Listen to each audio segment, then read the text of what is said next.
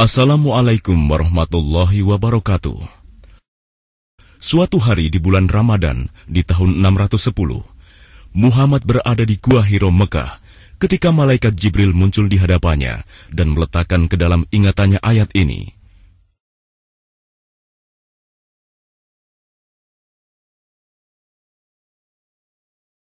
Bacalah dengan menyebut nama Tuhanmu yang menciptakan.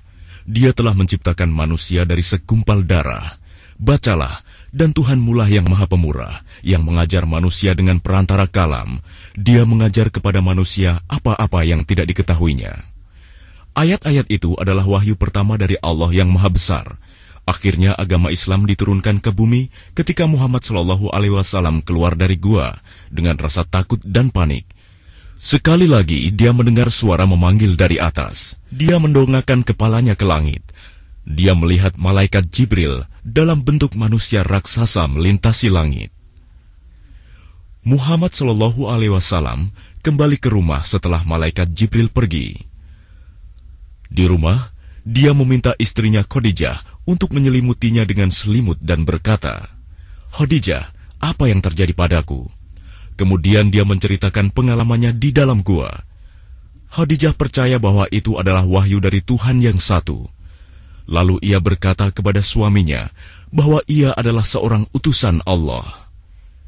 Kemudian Khadijah istri Nabi Muhammad SAW menjadi orang pertama yang beriman kepada Islam. Itu adalah sebuah permulaan besar dalam sejarah umat manusia. Apakah Muhammad tahu bahwa ia akan menjadi seorang yang sangat berpengaruh dalam sejarah umat manusia? Apakah ia tahu bahwa ia diutus oleh Pencipta yang Maha Penyayang untuk seluruh makhluk? Nabi Muhammad SAW menyebarkan Islam di Mekah selama 13 tahun. Dalam masa itu, Nabi dan para pengikutnya mengalami siksaan berat, bahkan ada yang sampai terbunuh. Slogan utamanya adalah Tauhid, bahwa Tuhan hanya satu, tidak beranak, tidak berkeluarga. Tuhan dikenal dengan nama Allah dalam Islam. Allah tidak mempunyai bentuk, tidak ada gambar yang menerangkannya. Dialah pencipta sekaligus pemelihara seluruh makhluk, baik yang kita ketahui maupun yang tidak kita ketahui. Ka'bah di Mekah dibangun oleh Nabi Ibrahim alaihissalam dan anaknya Nabi Ismail alaihissalam. Dimaksudkan untuk menyembah Allah, Tuhan yang Maha Esa. Tidak ada berhala di Ka'bah. Dalam sejarah selanjutnya, masyarakat Arab menolak ajaran Nabi Ibrahim alaihissalam dan mempersekutukan Allah. Kemudian mereka memenuhi Ka'bah dengan patung-patung dan memujanya. Nabi Muhammad SAW menentang pemujaan berhala. Mukjizat Nabi Muhammad SAW adalah kitab suci Al-Quran. Ahli bahasa Arab, ahli bahasa, dan para sarjana mengakui susunan ayat-ayat Al-Quran berada di luar pikiran manusia. Muhammad SAW tidak pernah bersekolah. Beliau tidak bisa membaca ataupun menulis. Ketika beliau melafalkan Al-Quran, orang Arab terpesona. Al-Quran adalah firman Allah yang dilekatkan kepada orang-orang dengan cara yang sama yang saat ini kita sebut playback atau mengulang kembali. Al-Quran diturunkan bagian per bagian dalam periode 23 tahun. Kitab itu terpelihara sampai hari ini. Tema sentral dalam Islam membimbing kehidupan di planet bumi ini sesuai dengan perintah Allah, supaya nanti di hari pengadilan kita bisa masuk surga, di mana tempat yang tidak ada penuaan dan tidak ada kematian. Kehidupan Islam bisa dijelaskan dalam 3 bagian: hubungan manusia kepada Tuhan, hubungan manusia kepada dirinya sendiri, dan hubungan manusia dengan sesamanya. Selama 13 tahun di Mekah, turunnya Al-Quran fokus tentang hubungan manusia dengan Allah dan hubungan manusia dengan dirinya sendiri. Tuhan adalah satu, takdir, kisah tentang Nabi dan Rasul-Rasul sebelumnya, kehidupan setelah kematian, hari kiamat, penggambaran tentang surga dan neraka. Itu semua adalah tema-tema utama. Allah memberi izin untuk pindah ke Madinah, di mana saat itu masih dikenal dengan nama Yastrib, sebuah kota 300 mil utara Mekah. Para sahabat meninggalkan rumah, harta benda, keluarga mereka demi agama Islam dan pergi ke Madinah secara diam-diam. Nabi sendiri menunggu perintah Allah untuk hijrah ke Madinah. Akhirnya, perintah itu datang. Pindahnya Nabi ke Madinah adalah peristiwa besar dalam sejarah Islam. Perpindahan ke Madinah yang dikenal dengan nama hijrah membuka bab baru dalam kehidupan Islam, yaitu hubungan manusia dalam masyarakat. Di Madinah, Nabi Muhammad SAW membangun komunitas Islam di bawah hukum-hukum Allah. Masjid Nabawi menjadi kantor pemerintahan, di mana semua persoalan kenegaraan ditangani. Nabi menjadi pemimpin pemerintahan. Konstitusi yang dipakai pemerintah adalah kitab suci Al-Quran dan sunnahnya. Nabi tidak melakukan suatu tanpa ridho Allah. Istrinya Aisyah radhiyallahu anhu memanggilnya dengan sebutan Al-Quran yang berjalan. Di Madinah, sistem sosial, sistem militer, sistem ekonomi, undang-undang, dan hukuman kejahatan berjalan dengan baik. Di Madinah, peradaban Islam berkembang di bawah pimpinan Nabi Muhammad. Masyarakat ini dimaksudkan untuk menjadi contoh bagi generasi mendatang. Semua tindakan, keputusan dan ucapan Nabi Muhammad selama masa kenabian dikenal dengan nama sunnah. Allah berfirman dalam Al-Quran tentang Nabi, surah 21 ayat 107, "Dan tidaklah kami mengutus kamu, melainkan untuk menjadi rahmat bagi semesta alam." Prinsip rahmat sangat luas melingkupi semua sistem, termasuk sistem ekonomi. Penindasan tidak diizinkan dalam Islam. Sumber ilmu pengetahuan bagi masyarakat Islam ada 4, kitab suci Al-Quran, sunnah, ijma, dan qiyas. Ijma adalah keputusan bersama yang diambil para sahabat atas beberapa masalah penting setelah wafatnya Nabi. Qiyas adalah penetapan hukum atas subjek baru didasari kemiripan kasus yang sudah dikenal dalam syariah. Ijma dan qiyas sangat kecil dibandingkan dengan kitab suci Al-Quran dan sunnah. Hukum Islam yang disebut syariah ini diambil dari keempat sumber ini. Nabi Muhammad SAW menerapkan hukum Islam dalam masyarakat. Sistem dalam Islam menjamin makanan, sandang, bahkan tempat tinggal. Adalah tanggung jawab pemerintah Islam untuk memastikan bahwa setiap orang mendapatkan apa yang diperlukannya dengan tidak memandang suku bangsa, warna kulit ataupun agama yang dipeluknya.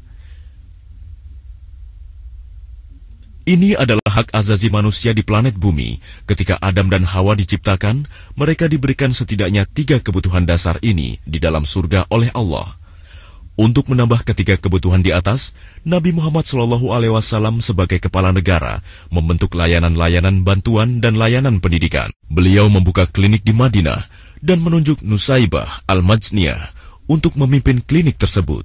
Dalam pertempuran Badar, beliau malah menunjuk tawanan perang untuk mengajar anak-anak dan bukan mengurung mereka. Orang-orang menerima kualitas perawatan kesehatan yang sama tanpa memandang status ataupun kekayaan mereka. Tidak ada praktek asuransi di dalam sistem Islam. Adalah tugas pemerintah untuk menyediakan layanan kesehatan gratis dengan kualitas tertinggi untuk semua penduduk. Ciri utama dalam kehidupan Islam adalah beribadah total kepada Allah. Untuk apa manusia diciptakan? Islam menjawab pertanyaan ini dengan baik. Manusia di planet bumi diciptakan untuk diuji. Allah ingin melihat siapa-siapa manusia yang mematuhi perintahnya selama hidup di dunia. Al-Quran Surat 67 ayat 2. Yang menjadikan mati dan hidup supaya dia menguji kamu. Siapa di antara kamu yang lebih baik amalnya? Dan dia maha perkasa lagi maha pengampun. Dalam sejarah manusia, sistem ekonomi mengalami perubahan tergantung dari apa yang dipercayai masyarakat dari waktu ke waktu. Di zaman modern, ada kepercayaan dalam masyarakat bahwa hidup hanya satu kali. Nikmatilah dengan sebaik mungkin. Kelompok ini tidak mempercayai adanya Tuhan, dan mereka tidak mempercayai adanya kehidupan alam akhirat. Mereka hanya percaya dunia yang terlihat saja. Mereka membuat banyak peraturan yang dapat mereka terima. Peraturan ini mengizinkan mereka untuk mendapatkan uang dan membelanjakannya dengan sesuka hati mereka. Sosialisme dan komunisme adalah contoh sistem ini. Ada masyarakat yang mempercayai Tuhan, akan tetapi mereka mendefinisikan Tuhan dengan cara yang mereka pahami sendiri. Mereka menyembah Tuhan mereka di kuil-kuil, di gereja-gereja, dan di sinagog-sinagog. Tetapi peraturan mereka dipilih oleh kelompok mayoritas dalam masyarakat tersebut. Peraturan negara bisa saja berbeda dengan peraturan dalam agama mereka. Ini yang disebut dengan pemisahan agama dari negara. Dalam masyarakat ini, agama adalah keyakinan pribadi di mana hukum pemerintah boleh jadi tidak mewakili kehendak Tuhan. Kapitalisme adalah contoh sistem ini. Uang berbicara, begitulah yang mereka katakan dalam sistem ini. Masyarakat Islam berbeda dengan dua sistem yang diterangkan tadi. Pertama, tidak ada pemisahan negara dengan agama dalam Islam. Semua sistem dalam masyarakat ini, seperti segi ekonomi, sosial, pendidikan, dan sistem pemerintahan, hukuman kejahatan, dan kebijakan pertanian diatur oleh Allah untuk umat manusia. Peraturan ini tidak dimodifikasi dan tidak dipilih oleh kelompok masyarakat mayoritas karena perubahan lingkungan. Islam menerangkan apa-apa yang wajib dilakukan dengan apa-apa yang diharamkan untuk dilakukan. Dalam Islam ini dikenal dengan nama awamir, artinya perintah, dan nawahi, yang artinya larangan. Sistem ekonomi dalam Islam adalah sistem yang unik. Ia berdiri sendiri. Tata tertib ekonomi Islam diterapkan sebagai konstitusi di negara Islam besar selama lebih dari 1.300 tahun. Negara-negara Islam yang menerapkan sistem ini tersebar mulai dari Spanyol, Maroko, Afrika Utara, Mesir, Arabia, Timur Tengah, Turki, Iran, Afghanistan, dan India. Sejarah mencatat bahwa masyarakat Islam dalam periode ini sanggup mengatasi masalah. Kenyataan yang menarik bahwa transaksi riba dilarang. Meski begitu, terdapat surplus uang dalam bendahara pemerintahan. Seluruh sistem ini dimaksudkan untuk menghapuskan kemiskinan dalam masyarakat. Negara Islam mampu menyediakan layanan kesehatan dan pendidikan gratis untuk seluruh penduduk. Kualitas layanan kesehatan dan pendidikan ini sama untuk semua orang. Negara Islam tidak pernah mempraktekkan asuransi kesehatan dan tidak ada kemiskinan tercatat selama kurun waktu 1.300 tahun. Sayuran dan makanan gratis dari pemerintah untuk masyarakat. Mereka biasa membeli budak-budak dari Eropa, lalu membebaskannya di dalam negara Islam. Sejarawan terkenal Ibnu Khaldun menulis dalam bukunya Muqaddimah 500 tahun yang lalu, bahwa pendapatan Baitul Mal Kekhalifahan Abbas dari Baghdad lebih dari 1 miliar dinar emas setiap tahunnya, yang dihasilkan dari pajak tanah saja. 1 dinar emas kira-kira sama dengan 4/4 gram emas.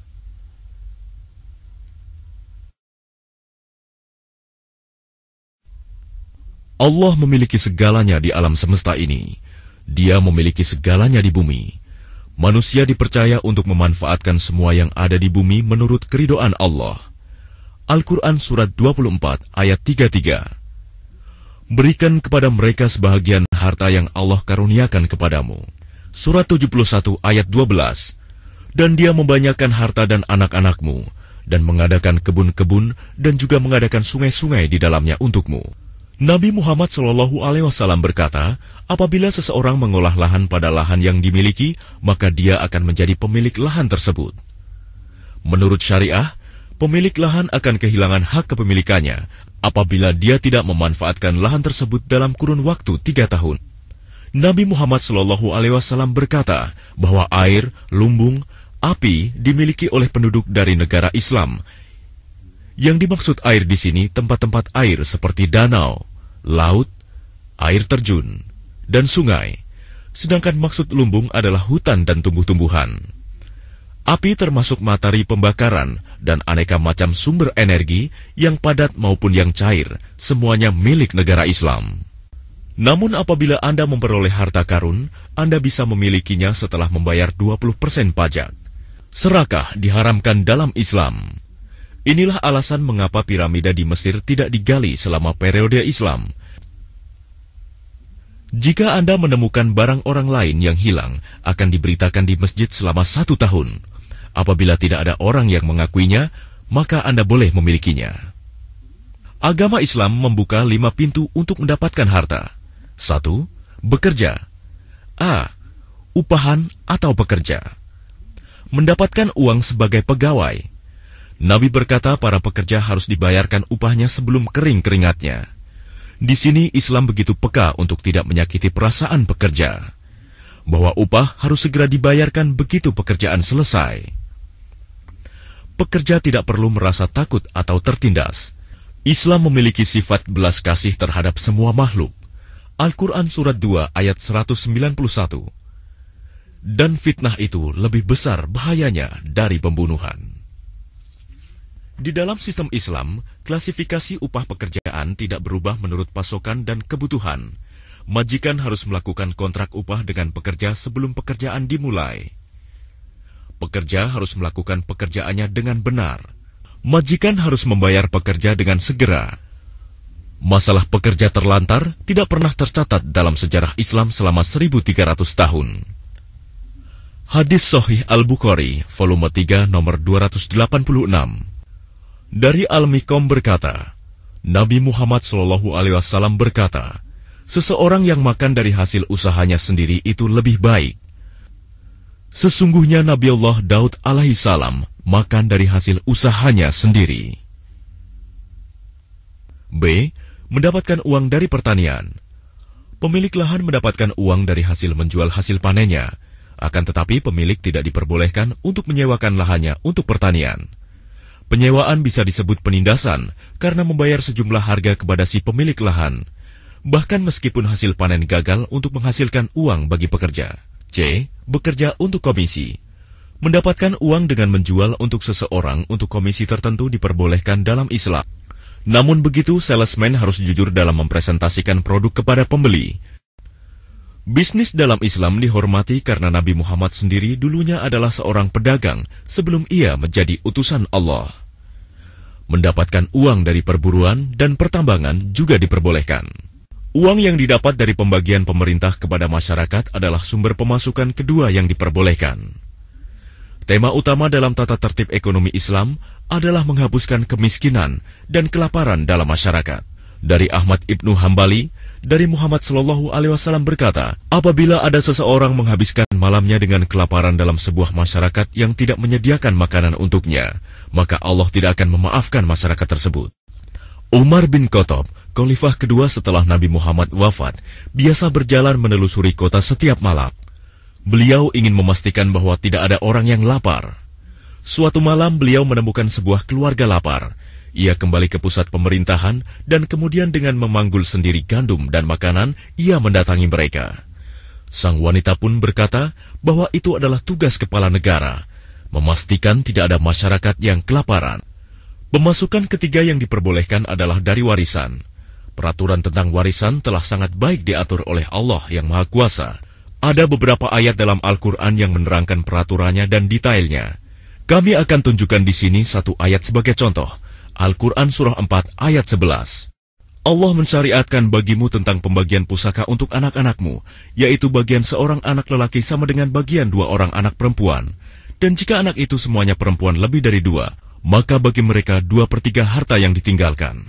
Jika anak perempuan itu seorang saja, maka ia memperoleh separuh harta. Dan untuk dua orang ibu bapak, bagi masing-masingnya 1/6 dari harta yang ditinggalkan. Jika yang meninggal itu mempunyai anak, jika orang yang meninggal tidak mempunyai anak dan ia diwarisi oleh ibu bapaknya saja, maka ibunya mendapat 1/3. Jika yang meninggal itu mempunyai beberapa saudara, maka ibunya mendapat 1/6. Pembagian-pembagian tersebut di atas, sesudah dipenuhi wasiat yang ia buat, atau dan sesudah dibayar hutangnya. Tentang orang tuamu dan anak-anakmu, kamu tidak mengetahui siapa di antara mereka yang lebih dekat atau banyak manfaatnya bagimu. Ini adalah ketetapan dari Allah. Sesungguhnya Allah Maha Mengetahui, lagi Maha Bijaksana. Secara umum orang tua harus mempunyai kehidupan yang baik demi anak-anak. Menurut hadis, seseorang boleh memberikan hartanya paling banyak 1/3 kepada orang yang bukan keluarganya. Jika seseorang kelaparan sehingga nyawanya terancam, maka dia berhak mengambil makanan atau uang dari orang yang memilikinya demi menyelamatkan nyawanya. Apabila seperti ini kasusnya, maka tindakan ini tidak dianggap mencuri. Ini dianggap pintu keempat untuk mendapatkan uang atau makanan demi bertahan hidup. Namun patut dicatat, ini tidak terjadi di dalam pemerintahan Islam di mana wajib hukumnya untuk mencukupi kebutuhan dasar kepada setiap penduduknya, dan tidak pada masalah yang tidak tertangani. Orang itu berhak mendatangi Baitul Mal untuk menerima dana untuk bertahan hidup. Sumber kelima yang diperbolehkan untuk mendapatkan uang adalah dari hadiah, pemberian dari bukan keluarga atau kerabat jauh. Hadis dari Sunnah Al-Bukhari volume 3 nomor 742 yang diterjemahkan oleh Dr. Muhammad Muksin Khan. Dari Abi Hurairah, Nabi Shallallahu Alaihi Wasallam berkata, "Aku mau menerima undangan meskipun aku hanya diundang untuk makan kaki kambing, dan aku mau menerima hadiah meskipun hadiah itu berupa kaki kambing yang tidak berdaging." Islam melarang menimbun harta. Mendapatkan uang dalam batasan-batasan Islam adalah baik, tetapi menumpuk harta tanpa menggunakannya atau dibelanjakan pada jalan yang benar adalah haram dalam Islam. Ada orang-orang di dunia ini yang menambah kekayaannya dan menyimpan selamanya. Mereka merasa senang uang itu hanya untuk diri mereka sendiri. Mereka tidak pernah membelanjakannya untuk diri mereka, juga untuk orang lain. Islam tidak menerima sifat seperti ini. Orang kaya mungkin selalu bersama-sama dalam transaksi dan mendapatkan lebih banyak lagi kekayaan, dan mereka menjaga transaksi ini di antara sesama saja, seperti yang mereka katakan, yang kaya semakin kaya dan yang miskin semakin miskin. Tidak ada keadilan bagi orang-orang sederhana atau pertengahan. Pemilik kekayaan atau segalanya itu hanyalah Allah. Manusia hanya dipercayakan di bumi untuk menggunakan kekayaan itu dengan ridho Allah. Inilah tema sentral. Akan tetapi apabila kekayaan berada di antara orang kaya, dan di saat bersamaan kaum miskin menderita, maka kaum miskin berhak untuk dibantu oleh kaum yang kaya.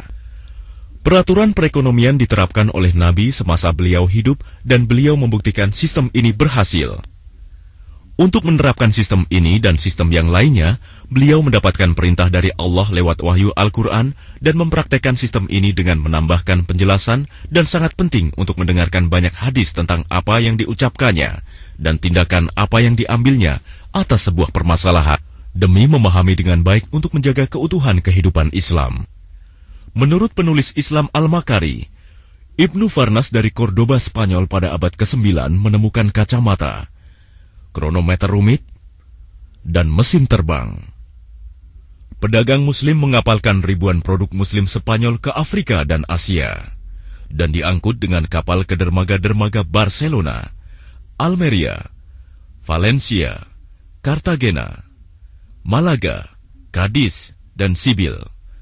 Mata uang yang dipakai adalah dinar emas, dirham perak, dan karpet yang dimanfaatkan untuk menambal atas perbandingan mata uang yang kadang naik dan turun. Pasukan Muslim menaklukkan daerah-daerah. Pemilik daerah itu harus membayar lebih dari 10% dari hasil panen kepada pemerintah Islam. Akan tetapi, tanah-tanah Muslim yang ditempati oleh mereka yang beragama Islam tanpa penaklukan atau perang harus membayar 10% dari produksi mereka. Contoh negeri-negeri ini misalnya Indonesia, Malaysia, dan lain sebagainya.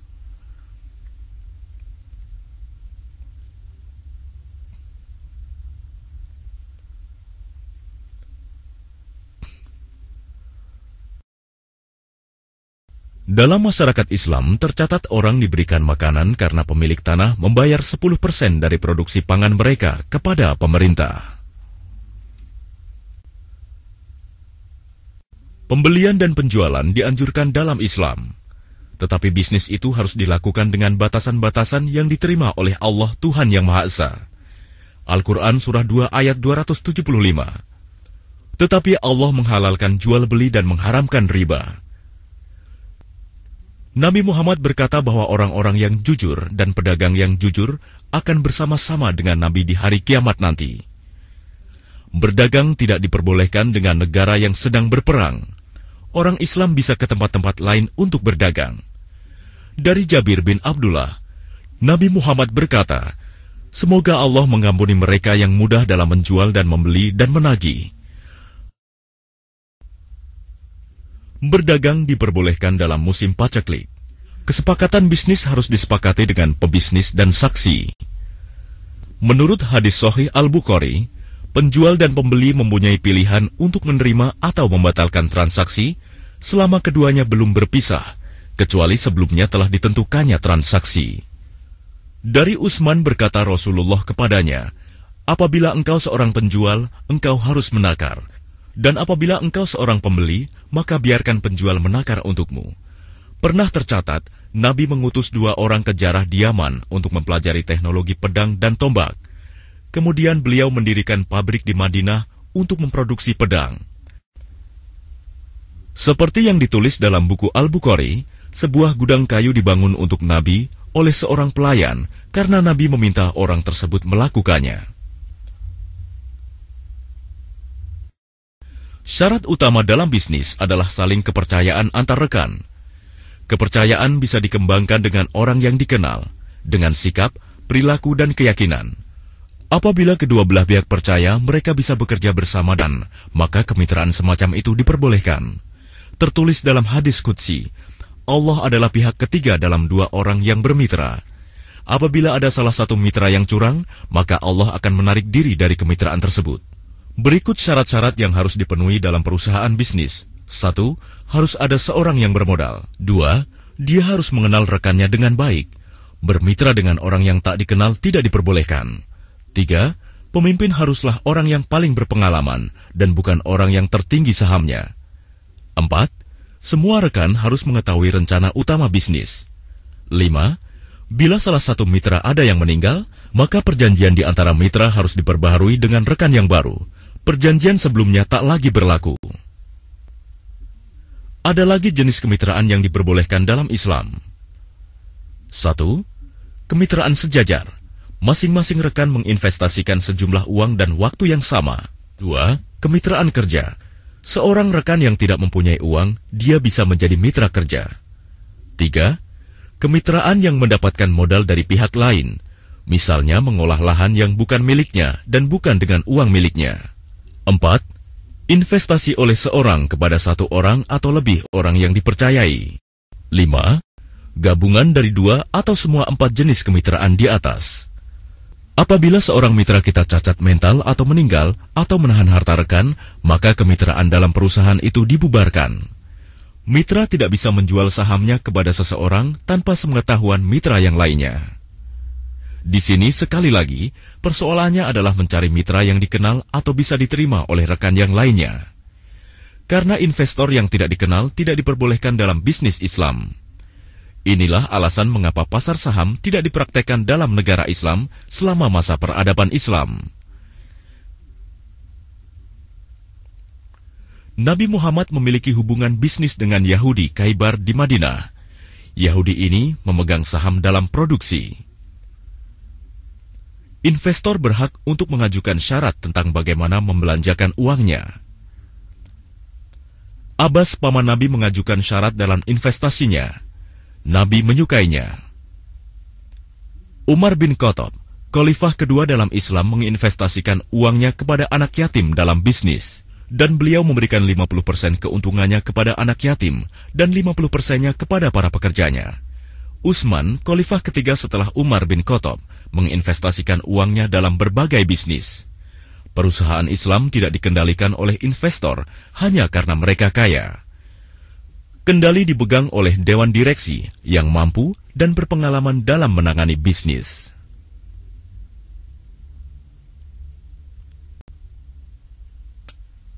Bunga atau yang dikenal dengan nama riba dalam Al-Quranul Karim dilarang dalam Islam. Meminjam atau menghutangkan uang kepada seseorang dan memaksa mereka melunasinya atau mengangsurnya dengan menyisipkan bunga adalah dosa besar dalam Islam. Poin yang menarik adalah wahyu terakhir atas Nabi Muhammad adalah tentang dilarangnya transaksi riba.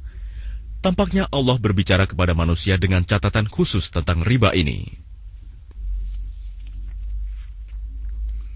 Al-Quran Surah 2 ayat 278. Hai orang-orang yang beriman, bertakwalah kepada Allah dan tinggalkan sisa riba yang belum dipungut jika kamu orang-orang yang beriman. Ayat 279. Maka jika kamu tidak meninggalkan riba, maka ketahuilah bahwa Allah dan Rasul-Nya akan memerangimu.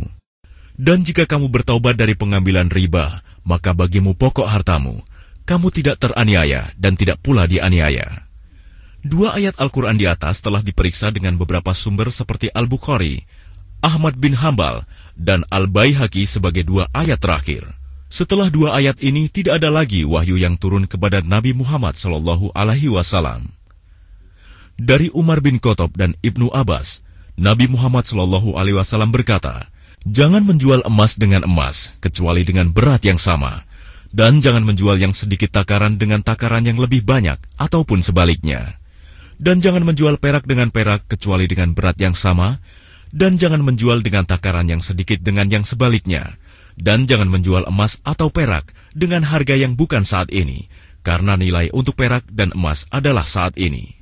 Dari Aisyah radhiyallahu anha, istri Nabi, utusan Allah membeli gandum dari Yahudi dengan mengutang dan menggadaikan baju perang beliau kepadanya.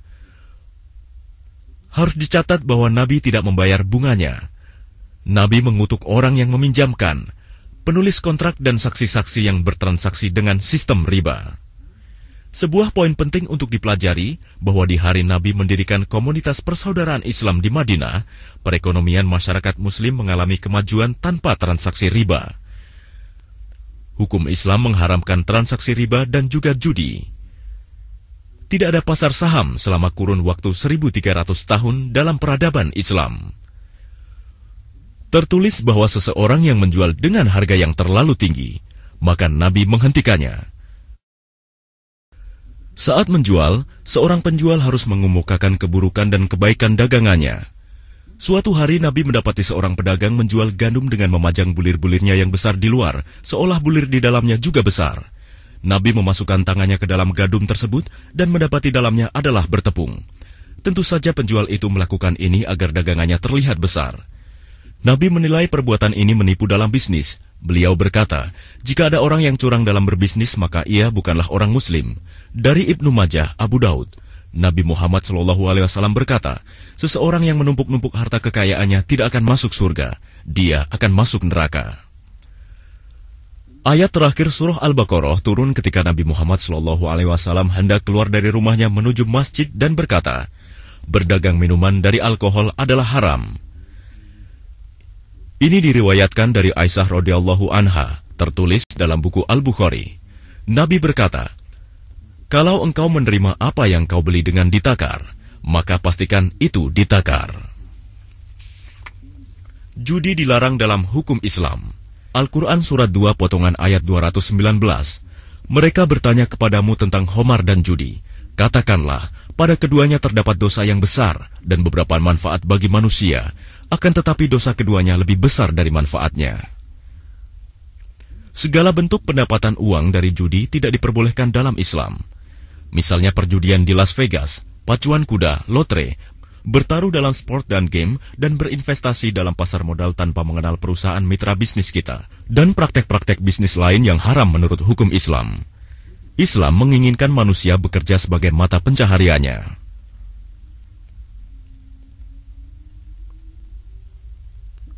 Zakat adalah prosentasi tertentu yang harus dibayarkan orang kaya kepada orang miskin dan yang memerlukan oleh setiap muslim.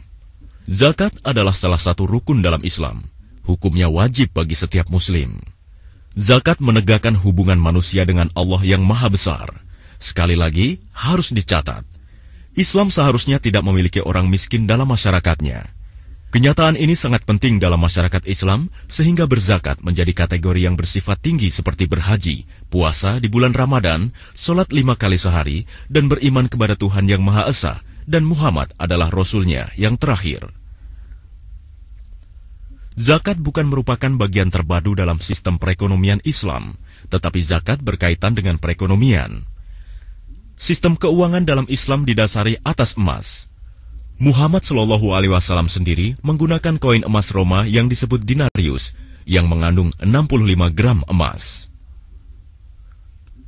Pada tahun 695 Masehi, Khalifah Abdul Malik berkonsultasi dengan sahabat-sahabat Nabi Muhammad SAW dan untuk pertama kalinya mengeluarkan mata uang Islam yang disebut dinar dan dirham.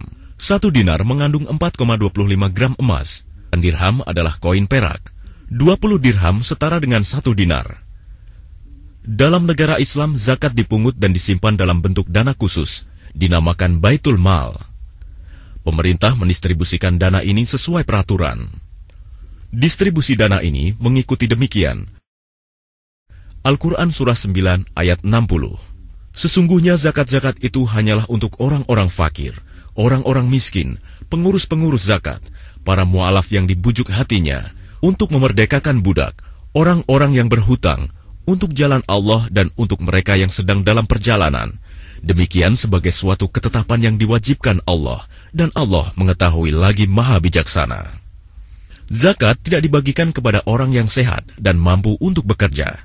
Zakat dibagikan kepada orang yang miskin dan tidak punya apa-apa untuk bertahan hidup. Orang yang tidak punya uang yang cukup untuk bertahan hidup mendapatkan pembagian zakat. Dana zakat mungkin digunakan untuk kerja-kerja diplomatik. Budak-budak bisa dimerdekakan dengan dana zakat tersebut. Orang yang berhutang dan tidak mampu melunasi utangnya akan dibayarkan oleh Baitul Mal. Biarpun penghutang mempunyai ayah, anak lelaki, kakek, dan apabila mereka tidak bisa membayar utang, maka mereka harus melakukannya. Akan tetapi pemberi pinjaman dilindungi oleh sistem perekonomian Islam. Pemimpin negara Islam bisa menggunakan dana zakat untuk memerangi musuh Islam yang mencoba menghancurkan peradaban Islam atau Muslim. Musafir yang kehilangan harapan dan uangnya dalam perjalanannya harus dibantu oleh Baitul Mal, meskipun orang itu adalah orang yang kaya jika di rumahnya. Seorang yang tidak berdaya secara mental atau seorang anak terbebas dari zakat. Uang yang didapat pertama-tama harus dibelanjakan untuk kebutuhannya, membayar hutang, pajak, dan pengeluaran lainnya. Sisa uang yang ada padamu dan telah tersimpan selama 1 tahun harus diterjemahkan ke dalam gram emas, dengan cara menggunakan harga emas yang berlaku saat itu. Apabila setelah dikalkulasikan emas tersebut jumlahnya kurang dari 90 gram, maka tidak perlu dikeluarkan zakatnya. Jika hasil penghitungan memperlihatkan 90 gram atau lebih, maka 2,5% dari total uang yang tidak terpakai itu harus dikeluarkan zakatnya. Harap dicatat bahwa uang yang tidak terpakai harus telah tersimpan selama 1 tahun. Rumah yang Anda tinggali, mobil yang Anda kendarai, dan barang-barang lain yang Anda pakai terbebas dari zakat. Zakat berlaku pada emas, perak, dagangan, binatang ternak, sapi, domba, kambing, barang-barang kerajinan, dan juga uang tunai. Ketika Mu'adz bin Jabal dikirim ke Yaman sebagai seorang gubernur dan hakim, Nabi memerintahkannya untuk menginformasikan kepada masyarakatnya bahwa Allah mewajibkan semua manusia yang kaya untuk membayar zakat. Jika Anda mempunyai emas, Anda tidak akan mengeluarkan zakatnya, kecuali jumlahnya 90 gram. Untuk emas 90 gram atau lebih, Anda harus membayar 2,5% dari total emas yang tidak terpakai selama 1 tahun. Emas atau perhiasan perak yang dipakai terbebas dari zakat. Apabila Anda memiliki perhiasan perak kurang dari 595 gram, Anda tidak perlu mengeluarkan zakatnya. Untuk 595 gram atau lebih, keluarkan 2,5% dari total perak yang tidak terpakai selama 1 tahun. Sapi. Tidak wajib zakat pada sapi-sapi yang membajak sawah. Tidak wajib zakat pada sapi-sapi yang jumlahnya kurang dari 30 ekor. Bila berjumlah 30 ekor atau lebih, harus dikeluarkan 1 ekor anak sapi yang berumur 1 tahun. Unta. Tidak wajib zakat pada unta yang jumlahnya kurang dari 5.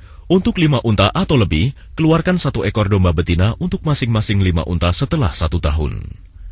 Tidak wajib zakat pada beras, jagung, kacang, buah ataupun sayuran. Zakat pada produk pertanian seperti gandum, barley, kurma dan anggur harus dibayarkan begitu panen. Tidak wajib zakat untuk hasil panen yang kurang dari 652 kg. Untuk 652 kg atau lebih, ada peraturannya sebagai berikut. Apabila hasil panen itu dikelola dengan memakai air hujan saja, maka zakatnya 10% dari hasil panen tersebut. Apabila hasil panen itu diairi dengan sistem irigasi, maka zakatnya 5% saja. Harap dicatat, zakat dipungut dari orang Muslim saja. Agama Islam tidak berubah karena waktu. Ia adalah tuntunan hidup yang lengkap yang Allah Maha Besar jabarkan kepada umat manusia di planet bumi ini. Di bumi, ribuan tahun sangat lama, namun di sisi Allah waktu tidak berarti apa-apa. Dia bebas dari waktu. Inilah agama yang lengkap, Islam. Dengan ini kami tutup film ini. Ya Allah, ampunkan aku jika aku membuat kesalahan. Amin.